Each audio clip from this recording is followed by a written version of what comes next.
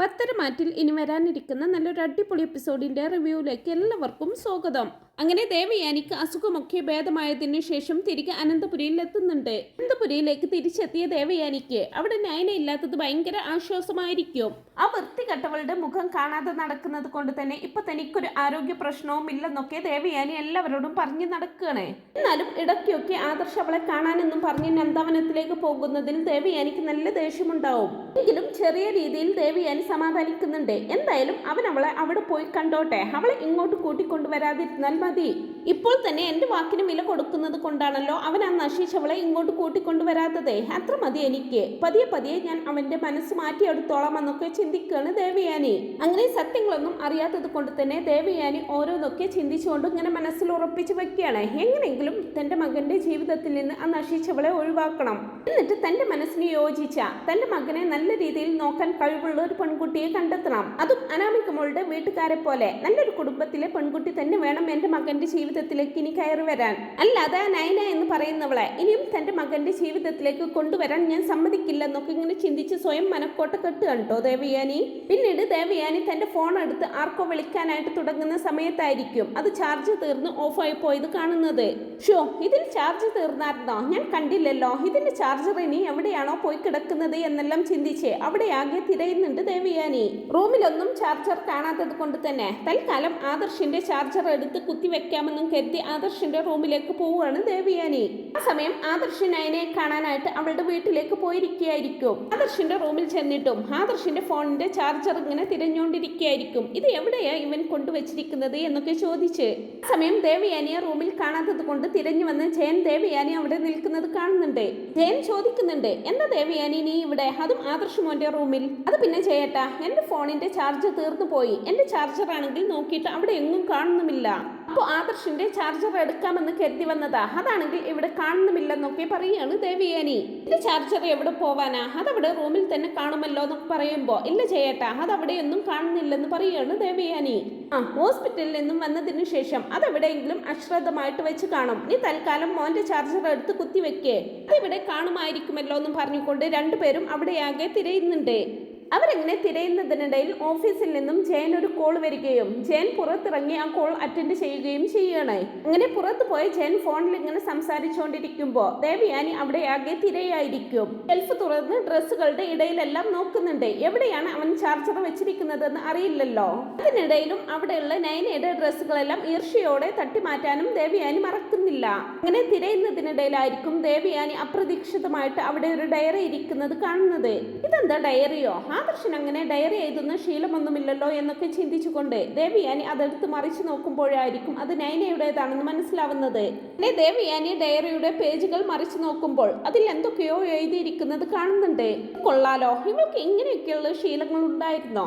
എന്തൊക്കെയാണെങ്കിലും ഇവൾ ഇതിൽ എന്തൊക്കെയാണ് എഴുതി വെച്ചിരിക്കുന്നത് എന്നൊന്ന് നോക്കണം. കൂടുതലും എന്നെ കുറിച്ചുള്ള കുറ്റങ്ങൾ തന്നെയാകും. അനുവാദമില്ലാതെ ഒരാളുടെ ഡയറി എടുത്ത് വായിക്കുന്നത് തെറ്റാണെന്നൊക്കെ എനിക്കറിയാം. പക്ഷെ ഇതാ നശിച്ചവളുടെ ആയതുകൊണ്ട് ഇതിനകത്ത് എന്തൊക്കെയാണ് എഴുതി വെച്ചിരിക്കുന്നത് എന്നൊന്ന് അറിഞ്ഞേ പറ്റൂ. ഈ ഡയറി എന്റെ കയ്യിൽ പെട്ട സ്ഥിതിക്ക് ഇതിനകത്ത് എന്താണെന്നറിയാതെ ഒരു സമാധാനവുമില്ല. ഇത് വായിച്ചു തീർത്തേ പറ്റൂന്നും ചിന്തിച്ചുകൊണ്ട് ദേവയാനി ആ ഡയറിയുമായിട്ട് തന്റെ റൂമിലേക്ക് പോവുകയാണ്. റൂമിലെത്തിയ ദേവയാനി തന്റെ ബെഡിലിരുന്നു കൊണ്ട് ആ ഡയറി കയ്യിലെടുത്ത് വായിക്കാൻ തുടങ്ങുകയാണ്. ഡയറിയുടെ ഓരോ താളുകൾ മറിച്ചു നോക്കുമ്പോഴും അതിൽ ആദ്യമൊക്കെ അച്ഛൻ്റെ കൂടെ ജോലി ചെയ്തതും അച്ഛനോടും അമ്മയോടൊപ്പമുള്ള നല്ല നിമിഷങ്ങളൊക്കെ ആയിരിക്കട്ടോ എഴുതി ചേർത്തിരിക്കുക. അതൊക്കെ വായിച്ചു നോക്കുമ്പോൾ ഒരു തരം പുച്ഛമായിരിക്കും ദേവയാനിയുടെ മുഖത്ത്. പിന്നീട് അങ്ങനെ മറിച്ച് നോക്കുമ്പോഴായിരിക്കും വിവാഹ തീയതിയൊക്കെ എഴുതി നയന എഴുതി വെച്ചിരിക്കുന്നത് കാണുന്നത്. ഇന്ന് ഒട്ടും പ്രതീക്ഷിക്കാതെയാണ് എൻ്റെ വിവാഹം നടന്നത്. എൻ്റെ ചേച്ചിയുടെ സ്ഥാനത്ത് താൻ പോയിരിക്കുമെന്നോ ഇങ്ങനെ ഒരു വിവാഹം നടക്കുമെന്നോ ഞാൻ സ്വപ്നത്തിൽ പോലും പ്രതീക്ഷിച്ചിരുന്നില്ല. ആ വീട്ടിലേക്ക് ഞാൻ എങ്ങനെ കയറി ചെല്ലും? എൻ്റെ അമ്മ ഓരോ കള്ളത്തരങ്ങൾ പഠിച്ചുണ്ടാക്കിക്കൊണ്ടാണ് ഞാൻ ആ വീട്ടിലേക്ക് കയറി ചെല്ലുന്നത്. എന്നിട്ട് ഇന്ന് ഞാൻ ആ വീട്ടിൽ അനുഭവിക്കുന്ന വേദന എൻ്റെ അമ്മയ്ക്ക് പോലും അറിയില്ലല്ലോ എന്നും പറഞ്ഞ് വീണ്ടും പിറ്റേ ദിവസത്തെ ഡേറ്റ് ഇട്ടുകൊണ്ട് നയന വീണ്ടും എഴുതി വെച്ചിരിക്കും. ഇവിടുത്തെ അമ്മ ആദർശേട്ടന്റെ അമ്മ എന്നെ ഒരിക്കലും അംഗീകരിക്കില്ലെന്ന് എനിക്ക് മനസ്സിലായി. അമ്മ എന്നെ ഒരിക്കലും അംഗീകരിച്ചില്ലെങ്കിലും ആദർശേട്ടന്റെ അമ്മയോട് എനിക്ക് സ്നേഹം മാത്രമേ ഉള്ളൂ. ആ അമ്മയ്ക്ക് ഇഷ്ടമില്ലാത്തിടത്തോളം കാലം ഒരിക്കലും എനിക്കും ആദർശേട്ടനും നല്ലൊരു കുടുംബ ജീവിതം ഉണ്ടാവില്ല, നല്ലൊരു ദാമ്പത്യ ജീവിതം ഉണ്ടാവില്ല എന്നൊക്കെ ആയിരിക്കട്ടോ നയന അതിൽ എഴുതിയിരിക്കുക. അങ്ങനെ ദേവയാനി വീണ്ടും വീണ്ടും വായിക്കണമെന്നും കരുതി അതിന്റെ ഓരോ പേജുകൾ മറിച്ചു നോക്കുമ്പോഴും നയന തന്റെ സുഖവും സന്തോഷവും ദുഃഖവും എല്ലാം അതിൽ എഴുതി വെച്ചിരിക്കും. അതേസമയം അതെല്ലാം വായിച്ച ദേവയാനിക്ക് ചെറിയ രീതിയിൽ ഒരു കുറ്റബോധമൊക്കെ തോന്നുന്നുണ്ട്. ഒടുവിൽ ആദർശേട്ടൻ എന്നോട് സ്നേഹത്തോടെ സംസാരിക്കാൻ തുടങ്ങി. ഞാൻ തെറ്റ് ചെയ്തിട്ടില്ലെന്ന് ആദർശേട്ടൻ തിരിച്ചറിഞ്ഞിട്ടുണ്ടാകും. അതോടൊപ്പം എന്റെ സ്നേഹവും ആദർശേട്ടൻ തിരിച്ചറിഞ്ഞിട്ടുണ്ടാവും. അതുപോലെ തന്നെ എന്റെ മനസ്സ് എന്താണെന്ന് ഒരിക്കൽ എന്റെ അമ്മായിയമ്മയും തിരിച്ചറിയും. എന്റെ ആദർശേട്ടന്റെ അമ്മ ഒരിക്കൽ എന്നെ സ്നേഹിച്ചു തുടങ്ങും എന്നെല്ലാം നയന എഴുതിയിരിക്കുന്നത് ഇങ്ങനെ വായിക്കുമ്പോൾ ദേവയാനിയുടെ കണ്ണുകൾ ഇങ്ങനെ നിറയുന്നുണ്ട്. ദേവയാനി അതേ ഇരുപ്പിലിരുത്തിങ്ങനെ ചിന്തിക്കുകയാണ്. അവൾക്ക് ഇത്രമാത്രം സത്യസന്ധത ഉണ്ടായിരുന്നോ? താൻ അവളെ തെറ്റിദ്ധരിച്ചതായിരിക്കുക എന്നൊക്കെ ഇങ്ങനെ ചിന്തിച്ചുകൊണ്ട് വീണ്ടും പേജുകൾ മറിച്ചു നോക്കുന്നുണ്ട് ദേവയാനി. ഓരോ പേജുകൾ മറിക്കുമ്പോഴും നയനയുടെ സത്യസന്ധത തിരിച്ചറിഞ്ഞ ദേവയാനിയുടെ കണ്ണുകൾ ഇങ്ങനെ നിറയുന്നുണ്ട്. ദേവയാനി ഹോസ്പിറ്റലിലായ കാര്യം പോലും അതിൽ എഴുതി ചേർത്തിട്ടുണ്ടാവും. അങ്ങനെ അവസാനമായിട്ട് നയന അതിൽ എഴുതി ചേർത്തിരിക്കുന്നത് ഇതായിരിക്കും: ഇന്ന് എൻ്റെ ജീവിതത്തിലെ പ്രധാനപ്പെട്ട ഒരു ദിവസമാണ്. ഇന്ന് ഞാൻ എൻ്റെ അമ്മയ്ക്ക് വേണ്ടി ബ്ലഡ് കൊടുത്തു. അമ്മയ്ക്ക് ബ്ലഡ് കൊടുക്കാൻ പറ്റിയതിൽ എനിക്ക് എത്രമാത്രം സന്തോഷമായെന്നറിയോ? അമ്മയ്ക്ക് എൻ്റെ ജീവൻ കൊടുക്കാൻ പോലും എനിക്ക് സന്തോഷമേ ഉള്ളൂ എന്നെല്ലാം നയന അതിൽ എഴുതിയിരിക്കും. അപ്പോഴായിരിക്കും നയനയാണ് തനിക്ക് ബ്ലഡ് തന്നത് എന്ന് ദേവയാനി തിരിച്ചറിയുന്നത്. പിന്നെയും അവൾ എഴുതി ചേർത്തിട്ടുണ്ടാകും: നാളെ എൻ്റെ ജീവിതം എന്താകുമെന്നൊന്നും എനിക്കറിയില്ല. ജീവൻ പോയാലും ഞാൻ അത് പ്രശ്നമാക്കുന്നില്ല. അമ്മയ്ക്ക് കരൾ കൊടുക്കാൻ ഞാൻ തയ്യാറാണ്. ഇനി ഇങ്ങനെ ഒരു ഡയറി എഴുതാൻ ഞാൻ ജീവനോടെ ഉണ്ടാവുമോ എന്നും എനിക്കറിയില്ല. എനിക്ക് എന്ത് സംഭവിച്ചാലും എനിക്കതൊരു പ്രശ്നവുമില്ല. അമ്മയുടെ ജീവൻ രക്ഷിക്കാനായല്ലോ എന്നുള്ള സന്തോഷത്തിൽ എനിക്ക് തിരിച്ചു പോകാം. ഇനി അഥവാ ഞാൻ ജീവിതത്തിലേക്ക് തിരിച്ചു വന്നാൽ, മരണത്തിൽ നിന്നും രക്ഷപ്പെട്ടു വന്നാൽ, അമ്മ ഈ ഡയറി വായിക്കുമോ എന്നൊന്നും എനിക്കറിയില്ല. എന്നാലും ഞാൻ വെറുതെ ഒന്ന് ആശിച്ചു പോവുക, എന്റെ അമ്മ എന്നെ ഒന്ന് മനസ്സിലാക്കിയെങ്കിൽ എന്നെല്ലാം നയന എഴുതി വെച്ചിട്ടുണ്ടാവും. എല്ലാം വായിക്കുന്ന ദേവയാനിക്കാണെങ്കിൽ കണ്ണു നിറഞ്ഞിട്ട് അക്ഷരങ്ങളൊക്കെ മങ്ങി തുടങ്ങിയിട്ടുണ്ടാവും. എന്നിട്ട് ദേവയാനി നെഞ്ചു പൊട്ടുന്ന വേദനയോട് ഇങ്ങനെ ചിന്തിക്കുകയാണ്: എന്തൊരു ദ്രോഹമാണ് ഞാൻ എൻ്റെ മോളോട് ചെയ്തത്. അവളുടെ മനസ്സാണ് ഈ ഡയറിക്കുള്ളിൽ പകർത്തി വെച്ചിരിക്കുന്നത്. അതുപോലും ഞാൻ മനസ്സിലാക്കിയില്ലല്ലോ. ഒരിക്കലും അവളെപ്പോലെ നല്ലൊരു പെൺകുട്ടിയെ എൻ്റെ മകന് ഭാര്യയായിട്ട് കിട്ടാൻ പോകുന്നില്ല എന്നെല്ലാം ചിന്തിച്ച് ദേവയാനിയുടെ കണ്ണുനീർ തുള്ളികൾ ആ ഡയറിയിലേക്ക് ഇങ്ങനെ ഇറ്റി ഇറ്റി വീഴുന്നുണ്ട്. എന്നിട്ടിപ്പോ അവൾ എവിടെയാണ്? എനിക്ക് കരൾ പകുത്തു തന്നത് കൊണ്ട് തന്നെ അവൾ അവളുടെ വീട്ടിൽ പോയതായിരിക്കുമോ? കൊണ്ടായിരിക്കും ആരും തന്നോടൊന്നും പറയാത്തത്.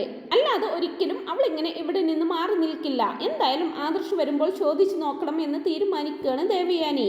അങ്ങനെ പിന്നീട് ആദർശ് നയനയുടെ വീട്ടിൽ നിന്നും തിരിച്ചെത്തുകയാണ്.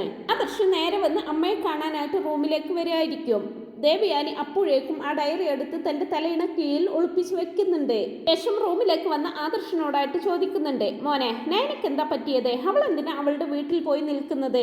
അവൾ ഇവിടേക്ക് വരാതെ ഇങ്ങനെ മാറി നിൽക്കണമെങ്കിൽ എന്തോ ഒരു കാരണമുണ്ടാവുമല്ലോ.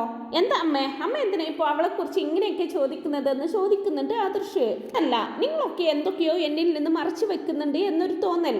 പറഞ്ഞത് കൊണ്ട് മാത്രമല്ല നീ അവളെ അവളുടെ വീട്ടിൽ കൊണ്ടുപോയി ആക്കിയിരിക്കുന്നത് എന്നാണ് എനിക്കിപ്പോൾ തോന്നുന്നത്. എനിക്കെന്തായാലും അവളെ ഒന്ന് കാണണമെന്നുണ്ടെന്നൊക്കെ പറയുമ്പോൾ അമ്മ എന്തായാലും ഇപ്പൊ അവളെ കാണാനൊന്നും പോകണ്ട. അവൾ കുറച്ച് ദിവസം കഴിഞ്ഞാൽ ഇങ്ങോട്ട് തന്നെയല്ലേ വരാൻ പോകുന്നത്. മല ചവിട്ടി തിരിച്ചു വന്നതിന് ശേഷം അവളെ കൂട്ടിക്കൊണ്ടു വന്നോളാം. ഇപ്പൊ എന്തായാലും അമ്മ അവളെ കാണണമെന്ന് പറഞ്ഞ സ്ഥിതിക്ക് കുറച്ച് ദിവസം കൂടി കഴിഞ്ഞിട്ട് ഞാൻ തന്നെ അവളെ കൂട്ടിക്കൊണ്ടു വന്നോളാം. അമ്മയുടെ ആരോഗ്യസ്ഥിതിയൊക്കെ നല്ല മാറ്റം വരട്ടെ, എന്നിട്ട് മതി എന്നൊക്കെ ആദർശ് പറയുമ്പോ എനിക്കിപ്പോ അതിന് ആരോഗ്യ പ്രശ്നങ്ങളൊന്നുമില്ല ആദർശ്. ഈ തൽക്കാലം പറയുന്നത് അനുസരിക്കേ, അവളെയും കൂട്ടി ഇങ്ങോട്ട് വാന്നൊക്കെ പറയുമ്പോ ആദർശ് ഇങ്ങനെ അമ്മയുടെ മുഖത്തേക്ക് തന്നെ സൂക്ഷിച്ചു നോക്കുകയാണ്. അമ്മയ്ക്ക് എന്താ പെട്ടെന്നൊരു മാറ്റമുള്ളത് പോലെ? അമ്മയുടെ കണ്ണൊക്കെ കലങ്ങിയിട്ടുണ്ടല്ലോ. ഇനി അമ്മ എങ്ങാനും സത്യങ്ങൾ തിരിച്ചറിഞ്ഞോ എന്നെല്ലാം ആദർശ് ചിന്തിച്ചു പോവാണ്. എന്താ അമ്മ ഈ സമയത്ത് ഇങ്ങനെയൊക്കെ പറയുന്നത്? അമ്മയുടെ കണ്ണൊക്കെ നിറഞ്ഞിരിക്കുന്നല്ലോ. അമ്മയ്ക്ക് എന്ത് പറ്റി? എന്തെങ്കിലും വഴിയാകുണ്ടോ എന്നൊക്കെ ചോദിക്കുമ്പോ അതൊന്നുമില്ല, കണ്ണിലെന്തോ പൊടി വീണതായിരിക്കുമെന്ന് പറയുകയാണ് ദേവയാനി. തുടർന്ന് ദേഷ്യം നടിച്ചുകൊണ്ട് ദേവയാനി പറയാണ്: അമ്മയുടെ കാര്യം നോക്കാൻ ഇവിടെ അച്ഛനുണ്ട്. നീ തൽക്കാലം നിന്റെ കാര്യം നോക്ക്. കുറച്ച് കഴിഞ്ഞിട്ടാണെങ്കിലും അവളെ കൂട്ടി ഇങ്ങോട്ട് വാന്നൊക്കെ പറയുന്നുണ്ട്.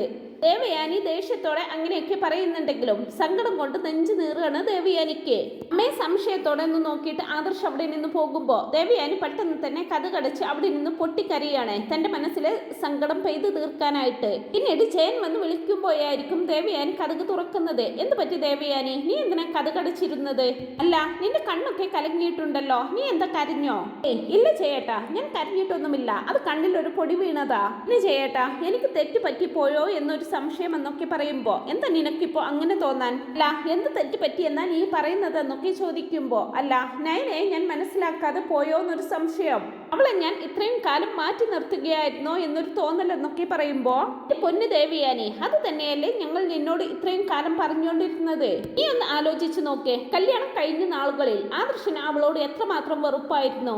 പക്ഷെ നയനമോളുടെ മനസ്സിന്റെ നന്മ തിരിച്ചറിഞ്ഞ് ആദർശ് അവളെ സ്നേഹിച്ചു തുടങ്ങി. നീ എന്നാ ദേവയാനി ഇനി അതെല്ലാം ഒന്ന് മനസ്സിലാക്കുന്നതെന്നൊക്കെ ചോദിക്കുമ്പോ എനിക്ക് തെറ്റുപറ്റിപ്പോയി ചേട്ടാ. ഇപ്പൊ നയനമോളുടെ ഈ ഡയറിയാണ് എന്നെ കണ്ണു തുറപ്പിച്ചതെന്നും പറഞ്ഞുകൊണ്ട് ആ ഡയറി എടുത്ത് ജയന്റെ കൈകളിലേക്ക് കൊടുക്കുന്നുണ്ട് ദേവയാനി. ഇതൊന്ന് വായിച്ചു നോക്ക് ചേട്ടാ എന്നൊക്കെ പറയുമ്പോ ഇതൊന്നും വായിക്കാതെ തന്നെ മോളുടെ മനസ്സ് എന്താണെന്ന് എനിക്കറിയാം ദേവയാനി. ദേവയാനി നിനക്ക് അവളെ കാണണോ? നീ പോയിട്ടൊന്ന് അവളോട് സംസാരിക്കേ.